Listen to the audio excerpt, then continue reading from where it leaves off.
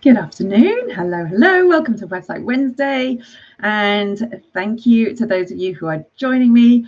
We've got a bit of a juicy topic today. We are talking about the reasons why you are not turning visitors to your website into clients. And I've got 3 reasons for you why this might be happening, and a little bonus one that I'll hop on at the end with as well. So let's dive straight into it, because I've got a couple of notes to prompt me and a couple of banners so I can actually show you exactly what I mean. So the first reason why people might not be actually becoming clients when they land on your website is because you are speaking to the wrong people.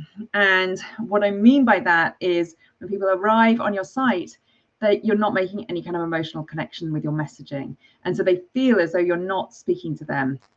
And it might be that they're the wrong people, in which case you don't want them there anyway, or not necessarily that you don't want them there, but they're not likely to become your clients. But if you are not making a real connection with the people who arrive, then they don't know that they're in the right place. They don't know that you can help them, and they're probably going to leave without ever actually buying anything or requesting more information or just reaching out to contact you.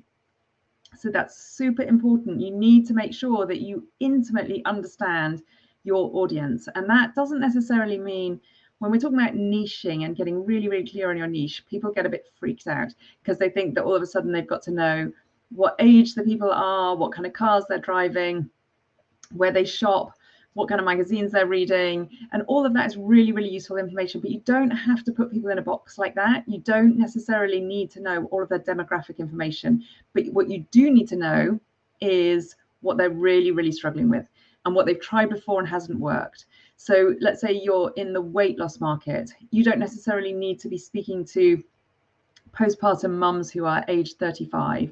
You just need to know that people are struggling to lose their baby weight, or that they've tried Weight Watchers and they've done the keto diet and they've done this, and then nothing is making them or helping them fit into their dresses anymore. So those are the kind of struggles that you can be talking to in your content. And when people read that kind of messaging on your website, they're going to make a connection and recognize that you can actually really help them. So that's the first thing, is your messaging. You need to be really, really clear about who you are wanting to work with and who you can help. The second thing is maybe they're just not ready to buy yet. So, and because they're not ready to buy yet, doesn't mean that it's a no. It doesn't mean that they're never going to work with you or they're never going to buy from you. And this is why it's really important that on our website, it's not just a brochure website to tell people how they can work with us, that we are also capturing their information so we can keep in touch with them and nurture them and build that know, like, and trust factor. And the way that we do that is by capturing their email addresses. And so if you don't yet have an email funnel in place, this is something that you need to actually get going on your website. I've just frozen, so hang on. It looks as though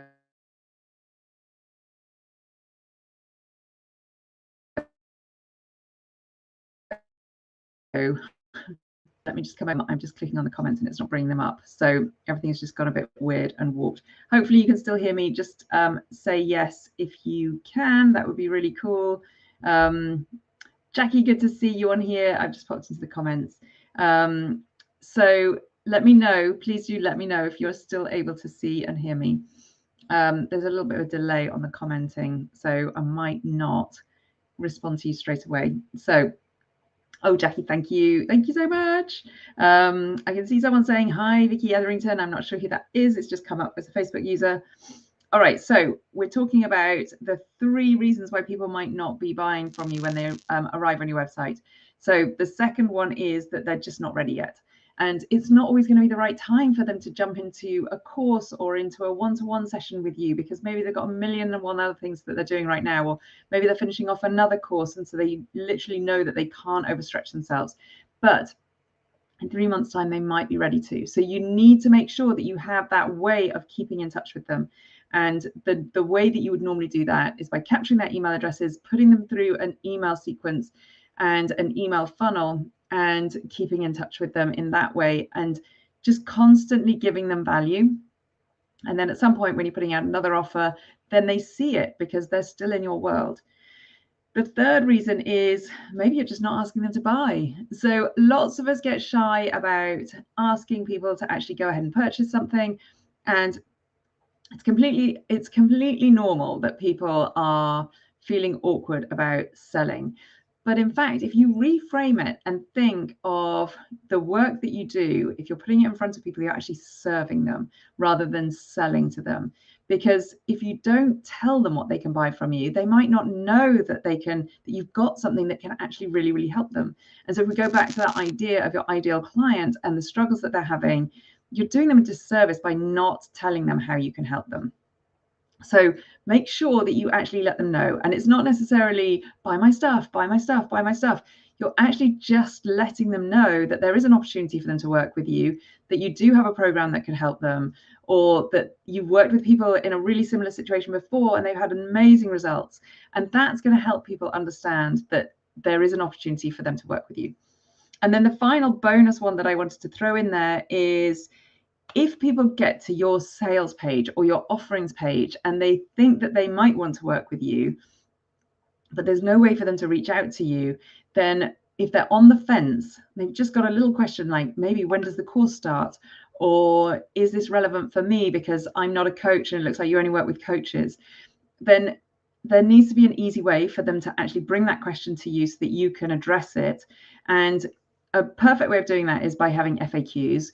But if it's not a sales page as such and they're still wondering, if you had something like live chat on your website, it would massively help them out, because they'd be able to just quickly drop you a line and say, just wondering if this is suitable for me, and ping it over and you can reply, and that's it. Boom. That's all they need to just move them off the fence and into recognizing that this is absolutely the right thing for them.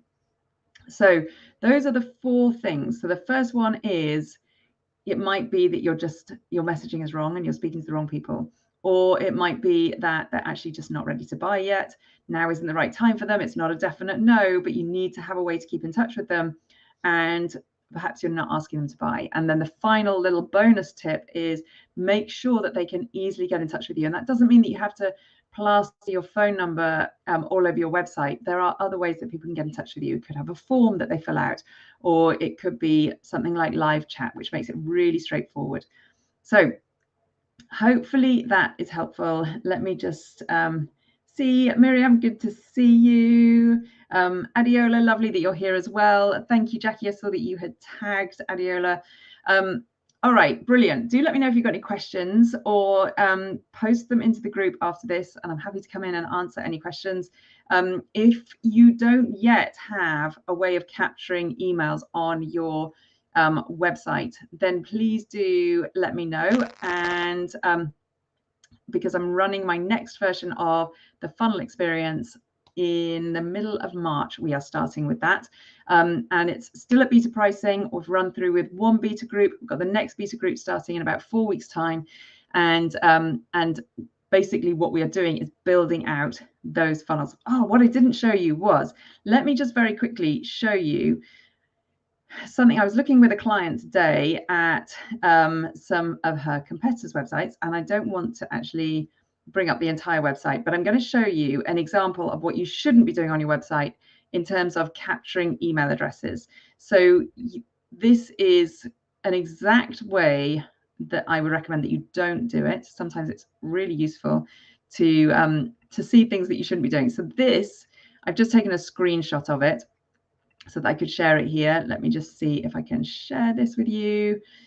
So this is a screenshot of a website that this is their email capture. And so it says, partner, collaborate, grow together. And it's asking for the email address. There's nothing of value in that. There's no reason why anyone would actually go ahead and sign up for that as a newsletter. And this isn't a client of mine, so I don't have access to their analytics, but I would put money on the fact that they have very, very few signups via this email opt-in. And the reason for that is because we all have too much stuff in our inboxes. So why would we sign up for something that doesn't tell us what it is that we're going to be getting? You know, at least tell us, are we going to get a weekly email? Are we going to get a monthly newsletter? Whatever it is. But actually, even more importantly, would be to incentivize that sign up. So give them a really valuable resource and then let them know that you're going to be sending them a weekly newsletter as well. Because this makes it so much more appealing and compelling for someone actually to come onto your list. So that's the kind of thing that we are working on in the funnel experience. It's making sure that we have that really, really compelling resource on your website so that it's the lead in to a funnel. And a funnel sounds like really scary, but actually a funnel is just a system on your website where you're taking people through a journey. And it can be something as straightforward as they sign up for an email newsletter and they end up on your list and you take them through a series of emails. And so that's what I want to make sure that everybody has on their website. And I know that you probably all are meaning to have one if you haven't got one yet. But it's one of those things that we just don't seem to get around to doing. And so in the funnel experience, that's what we do. It's like you will learn all of the strategies and the skills that you need to actually get it done. But we also make time to actually implement it. So by the end of the funnel experience, you'll have that funnel in place on your website. Finally, all right. So let me just check.